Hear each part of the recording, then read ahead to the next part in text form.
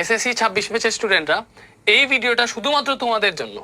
এই ভিডিওতে আমি তোমাদের ফিজিক্সের শর্ট সিলেবাসের যতগুলো চ্যাপ্টার আছে, লাইক ফিজিক্সের শর্ট সিলেবাসে তোমাদের চ্যাপ্টার 1, 2, 3, 4, 7, 8, 10 এই 7টা চ্যাপ্টার আছে। এই 7টা চ্যাপ্টারের সিকিউতে যা যা আসতে পারে, মানে পুরো বইটা বলতে গেলে ফিজিক্সের এই 7টা চ্যাপ্টার বা শর্ট সিলেবাসের যে ফিজিক্সের পুরো বইটা আছে, পুরো বইটা তোমাকে এক ক্লাসে পড়াই দিব।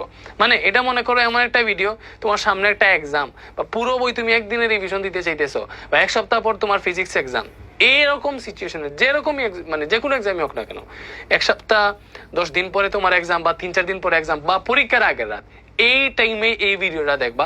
এই ভিডিওটা দেখলে তোমার যে সিকিউতে যে 40 মার্ক আছে, তোমাদের তো 4টা সিকিউ এখন, এই 40 মার্ক 100% নিশ্চিত হয়ে যাবে।